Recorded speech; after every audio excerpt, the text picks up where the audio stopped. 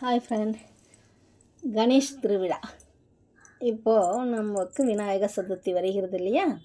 ஆவணி மாதம் சுக்லபத திதியில் சதுர்த்தி திதியில் விநாயகரை பற்றி நாம் கொஞ்சம் தெரிஞ்சுக்கலாமா? விநாயகர் பார்வதி தேவி குளிக்க விரும்பிய போது அவளை காப்பதற்காக தற்செயலாக உருவாக்கப்பட்டவர் தான் விநாயகர் அப்படின்னு சொல்லுவாங்க.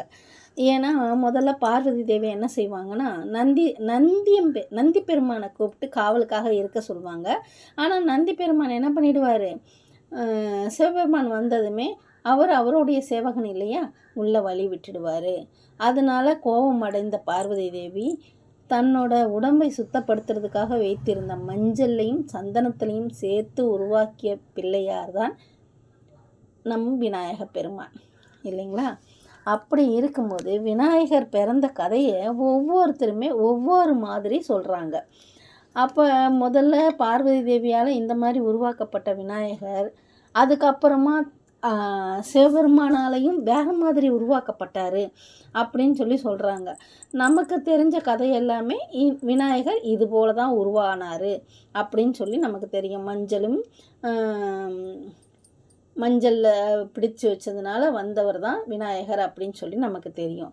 ஆனால் இப்போ ஒரு கதை இருக்குது பாருங்களேன். ஒரு முறை கஜாசூரன் ஒருத்தர் இருந்தானா.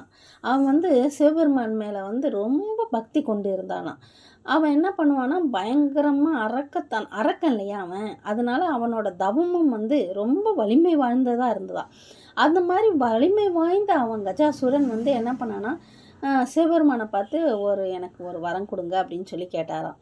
சிவபெருமானை சொன்னாராம், உனக்கு என்ன வரம் வேணுமோ கேளுப்பா, நான் தரேன்னு சொன்னாராம். இவன் என்ன பண்ணியிருக்கான், உடனே என்னை சுற்றி எப்பயும் என் கிட்ட வந்தாலே யார் வந்தாலும் சரி நெருப்பு வரணும், அந்த மாதிரி என்னை சுற்றி என்னை தொட யாராலையும் விடக்கூடாது, நெருப்பு வரா மாதிரி நீங்கள் பண்ணுங்க அப்படின்னு சொன்னாராம். சரின்னு அவரும் சிவபெருமானும் கொடுத்துட்டாரு வரத்தை. கொடுத்துட்டு அதோட போனாலும் பரவாயில்ல, ஏன்னா அவன் திரும்பி தொடர்ந்து தவம் பண்ண ஆரம்பிச்சிட்டான்.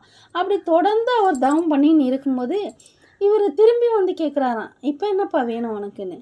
எனக்கு உங்களை என் வயிற்றுக்குள்ளே வச்சுக்கணும்னு தோணுது, நீங்கள் என் வயிற்றுக்குள்ளே வந்துருங்களேன் அப்படின்னாராம். சிவபெருமான் தான் பக்தனுடைய பக்திக்கு அப்படியே மெஞ்சிருவார். என்ன சொல்லுவாங்க, அதுக்காக தான் அவரை போலசங்கர்னு சொல்லுவாங்க. ஏன்னா அவர் எந்த ஒரு பக்தருமே அவர்கிட்ட திருப்தி அடைஞ்சிட்டாரு அப்படின்னாலே அந்த பக்தன் கேட்ட அத்தனையுமே கொடுத்துருவார். அப்படி ஒருத்தர் தான் சிவபெருமான்.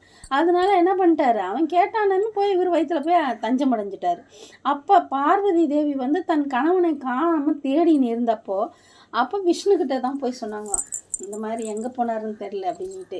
அப்போ அதான் சொன்னாங்களாம், இவர் எல்லாருக்குமே பக்தர்கள் எல்லாருக்குமே வரத்தை கொடுத்துருவாரு, கொடுத்துட்டு திரும்பி எங்கே இருப்பாருன்னு நான் தான் கண்டுபிடிக்கணும். சரி கண்டுபிடிக்கிறேன் அப்படின்னு நந்தியம்பெருமானை கூப்பிட்டுக்கிட்டு இவர் ஒரு புல்லாங்குழல் கலைஞர் மாதிரி போய் அந்த கஜாசூரன் கிட்ட, இவருக்கு தான் தெரியுமே, எல்லாமே தெரியும் இல்லையா, விஷ்ணு பரமாத்மாவுக்கு நடப்பதும் தெரியும் நடக்க போவதும் தெரியும், எல்லாத்தையுமே அறிந்தவர் இல்லையா. அதனால அவன் முன்னாடி போய் நந்தியம்பெருமானை ஆட விட்டு இவர் புல்லாங்குழலை இசைக்கவுமே அந்த கஜாசூரன் அதில் மயங்கி நின்ற கேட்டானான், அதனால் உங்களுக்கு என்ன வேணும், எதுக்காக என்னை நீங்கள் மயக்கிட்டுட்டு போகிறீங்க அப்படின்ட்டு.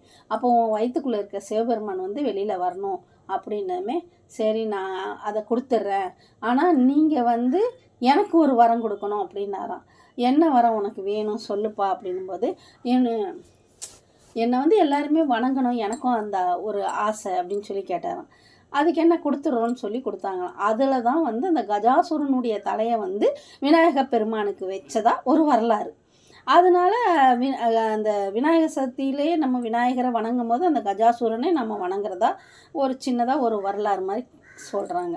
அந்த மாதிரியும் ஒன்று இருக்குது. அதே மாதிரி இன்னொன்று பாருங்களேன், சிவபெருமானுக்கும் பார்வதி தேவிக்கும் ஒரு மகனை ரொம்ப வருஷமாக தவம் இருந்து யாகலாம் இருந்து விஷ்ணுக்கிட்ட கேட்டு ஒரு மகனை பெற்றெடுக்கிறாங்க. அந்த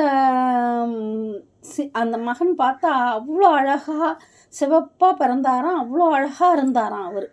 அதனால் அந்த விழாவை ரொம்ப உற்சாகமாக கொண்டாடினாங்களாம். அப்படி கொண்டாடும்போது பார்க்கும்போது சனி பகவான் வந்தாராம். அவரை வரவுமே இவங்க என்ன சொன்னாங்களாம், சனி பகவானை வந்து பார்க்க சொன்னாங்களாம்.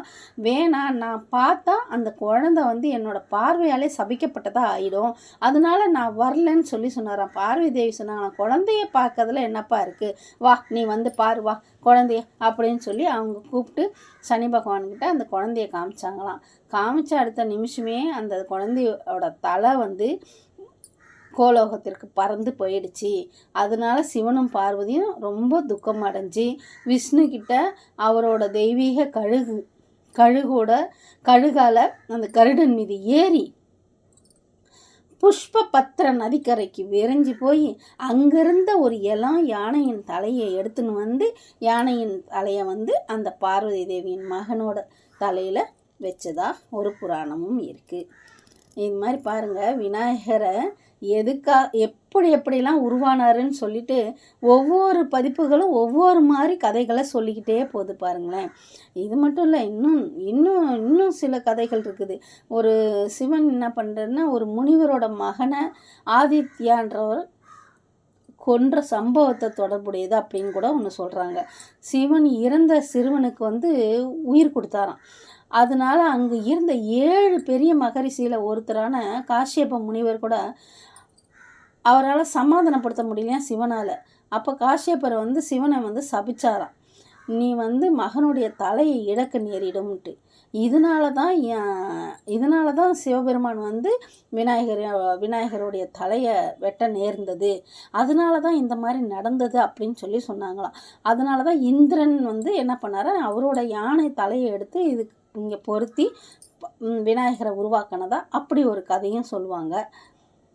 அதே மாதிரி பார்வதி தேவி என்ன பண்ணிடுறாங்கன்னா, தன்னோட குளிக்கும் போது மீதி இருந்ததை தூக்கி கங்கையில் வீசினதுனாலையும் அதை வந்து அங்கே நீர் அறிஞ்சிட்டு இருந்த யானை தலை கொண்ட மாலினி தேவி குடித்ததாகவும் அவங்க என்ன பண்ணிட்டாங்கன்னா 4 கைகள் 5 தலைகளோட ஒரு குழந்தைய பெற்றெடுத்து அந்த குழந்தைய நதி தெய்வமான கங்கா கிட்ட விட்டுட்டதாகவும் அதை வந்து அவங்க தான் மகனாக கூறிக்கொண்டாங்களாம். அதுதான் விக்னேஸ்வர அப்படின்னு சொல்லுவாங்க. ஆனால் சிவபெருமான் வந்து அவரை பார்வதியோட மகன் தான் அறிவிச்சாராம். இப்படி ஒரு புராணமும் இருக்கிறது. விநாயகரை பற்றி எல்லாம் தெரிந்து கொண்டீர்களா? விக்னேஸ்வரர் எப்படி வந்தார் அப்படிங்கிறதும் தெரிஞ்சுதா? கஜமுகாசூரனை அழிப்பதற்காக மட்டும்தான் விநாயகர் அவதரித்தார் அப்படின்ற வரலாறும் நமக்கு தெரியும். ஆனால் விநாயகர் பிறந்த வரலாறே இத்தனை விதமாக சொல்லப்படுகிறது. உங்களுக்கு பிடித்திருந்தால் லைக் பண்ணுங்கள், ஷேர் பண்ணுங்கள், கமெண்ட் பண்ணுங்கள். நன்றி.